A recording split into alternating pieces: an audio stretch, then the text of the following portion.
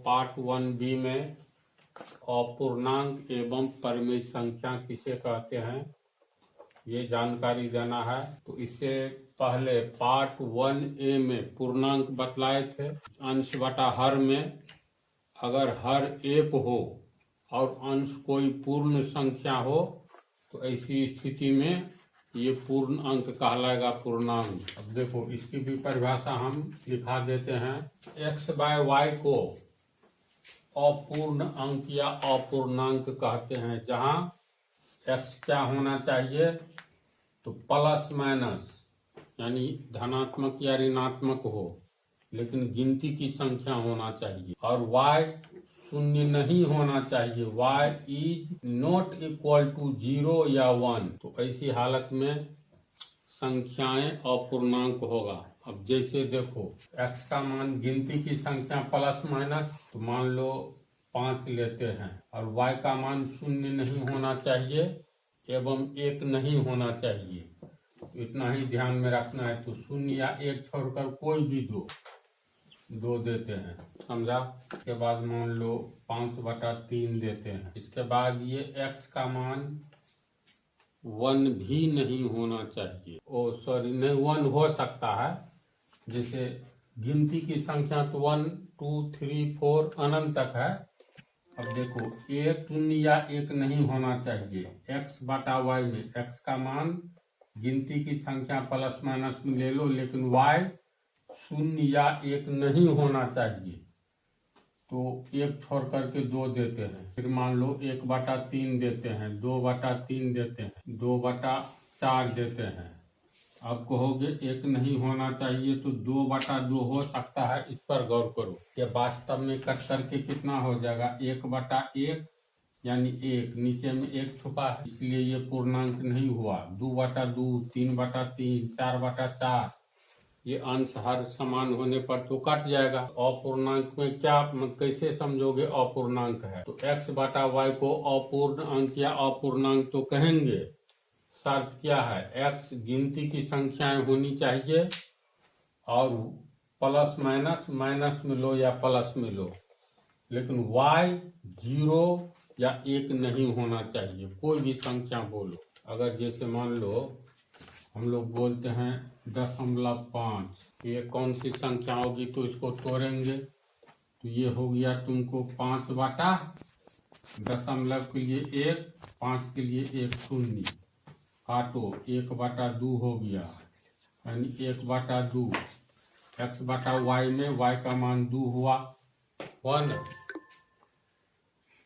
इसीलिए 1 नहीं हुआ, इसीलिए ये अपूर्णांक है। समझ रही है, याद रहेगा। x बटा y को अपूर्णांक कहेंगे जहां x तो गिनती की संख्या है, अब पीछे में प्लस माइनस लगा लिए। कोई भी गिनती की संख्या दो, कोई चिन्ह नहीं रहेगा तो पीछे में प्लस ही होगा, माइनस भी हो सकता है। जैसे मान लो -6/4। अब कहोगे यहाँ 3 दे सकते हैं, तो मान लो 3 दोगे तो ये देखो कट करके 3 दूनी 6, -2/1 हो गया। y का मान 1 आ गया। y का मान 0 या 1 नहीं होना चाहिए, समझा। तो इसको तू लोग उतारो।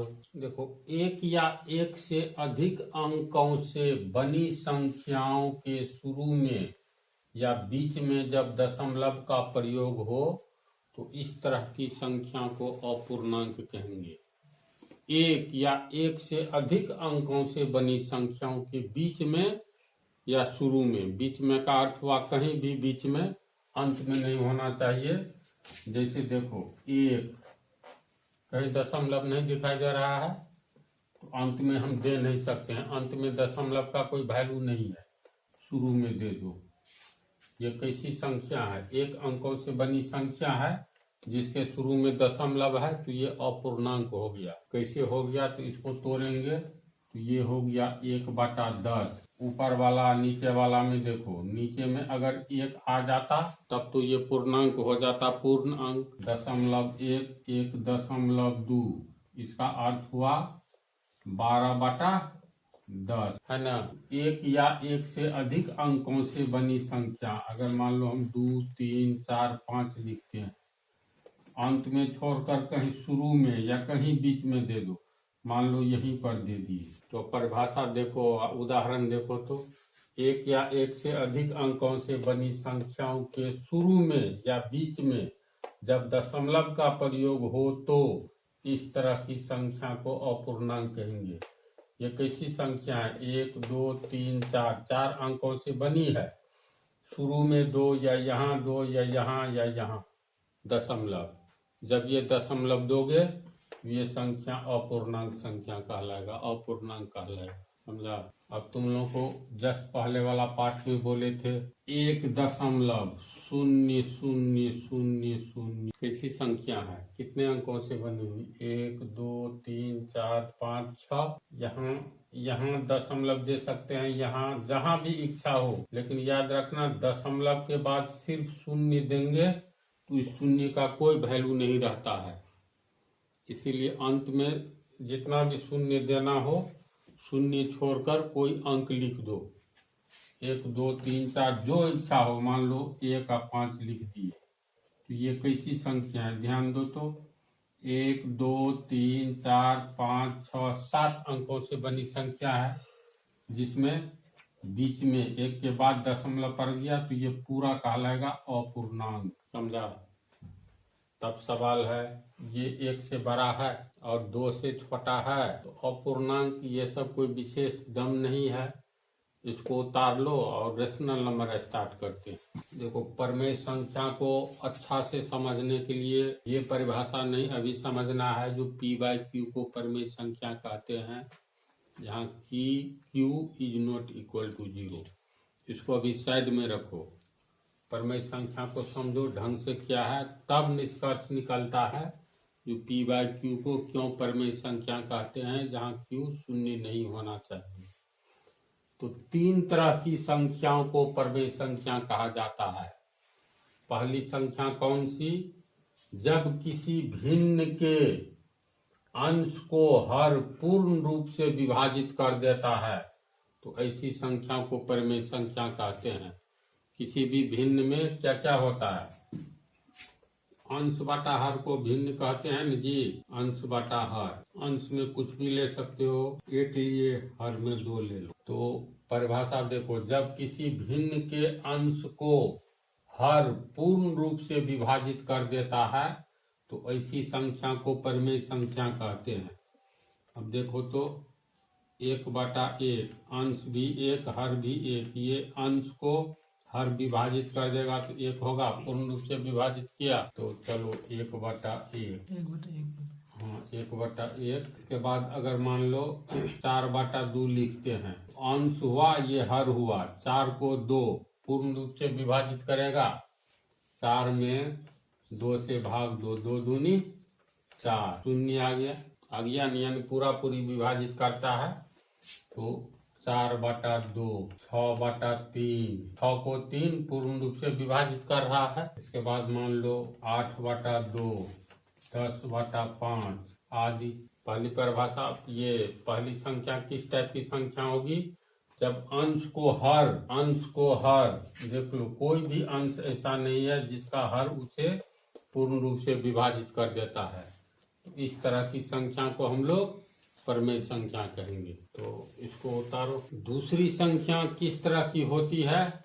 जब किसी भिन्न के अंश को हर इस तरह विभाजित करता है ताकि दशमलव के बाद अंकों का आना रुक जाता है तो ऐसी संख्या को परमेय संख्या कहते हैं। जैसे इसका अर्थ समझा, मान लो कोई भिन्न है, जैसे 2/5। अब देखो, जब किसी भिन्न के अंश को, ये ऊपर वाला अंश हुआ नीचे वाला है, तो अंश को हर इस तरह विभाजित करे कि दशमलव के बाद अंकों का आना रुक जाए तो ऐसी संख्या को भी परमेय संख्या कहते हैं। 2 में 5 से भागा देंगे तो 2, 5 से भागा देंगे तो 0.0, 5 का 20, देखो कट गया है ना।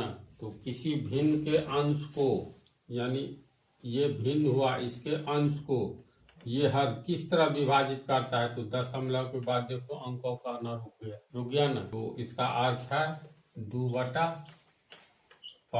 मान लो दूसरा उदाहरण लेते हैं 5/8। 5 ये कैसा भिन्न है, तो अंश में हर से भाग देते हैं, तो 5 में 8 से भाग देंगे, भागा नहीं लगेगा, 0.0 8 छके 48 घट गया 2, दशमलव है 0, 8 दूनी 16, फिर बच गया 4, दशमलव है 0, 8 पंचे 40 कट गया। तो दशमलव के बाद अंकों का आना रुक गया, 1 2 3 अंक आया, इससे आगे तो नहीं आया।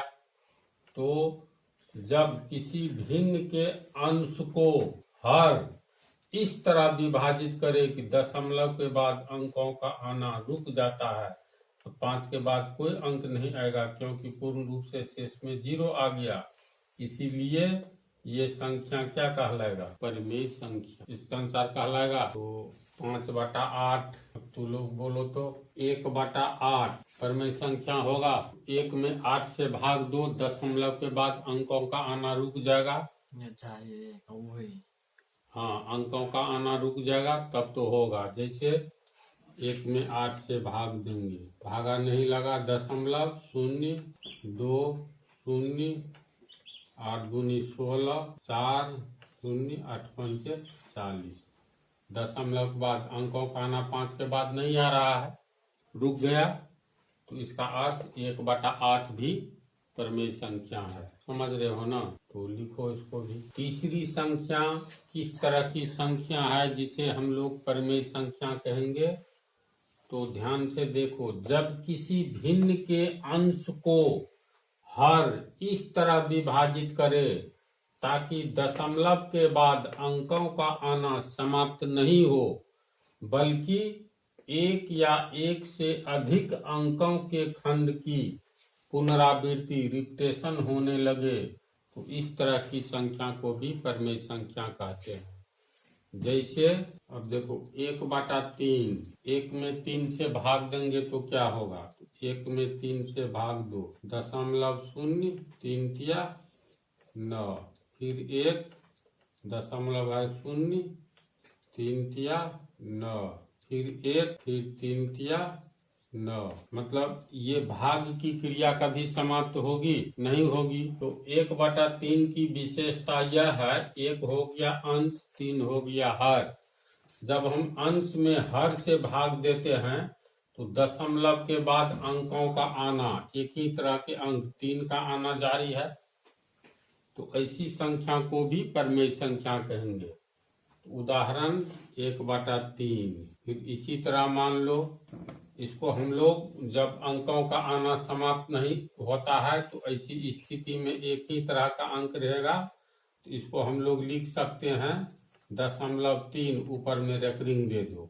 इसका अर्थ हुआ, इसको कहा जाए तोड़ने के लिए तो दशमलव और 3 के ऊपर रेकरिंग है, तो 3 अनंत बार लिखते ही चले जाएंगे, तो डॉट डॉट दे देंगे। समझा? तो 1/3 या 1 में 3 से भाग देंगे तो 0.3 पर रेकरिंग हो जाएगा। रेकरिंग का अर्थ समझा? दशमलव के बाद 3 और रेकरिंग हटाएंगे तो 3 अनंत बार आता ही रहेगा। तो यह किस तरह की संख्या है?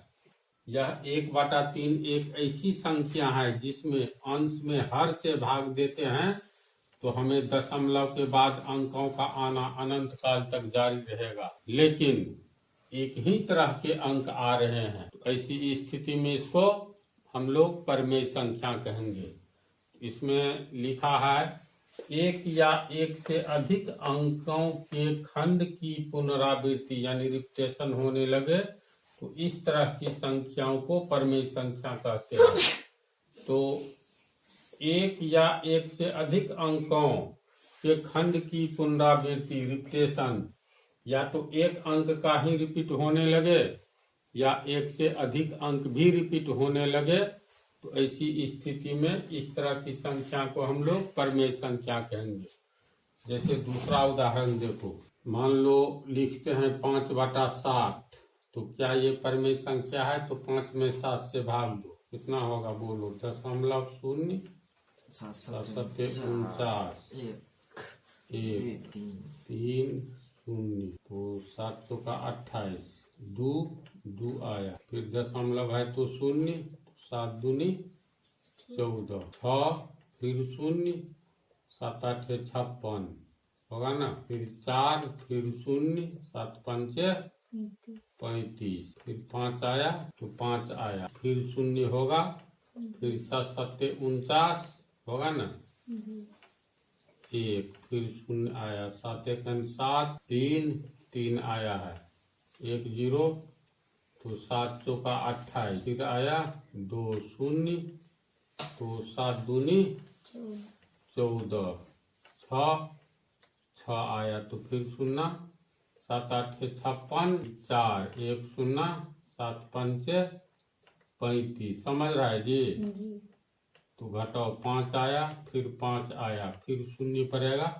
समझ। तो देखो गौर करो तो दशमलव के बाद कहाँ से रिपीटेशन चालू है, तो यहाँ तक आओ और फिर मिलाओ, और फिर यहाँ 7 आने लगेगा। देखो 71 42 85 71 42 85 फिर आएगा 71 42 85। समझा?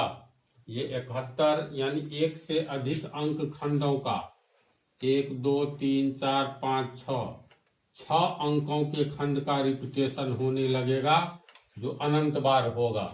इसलिए हम लोग जैसे ही ये सेम चीज आने लगेगा तो ऊपर में रेकरिंग दे देते हैं, यानी इसको लिखने का तरीका हो गया।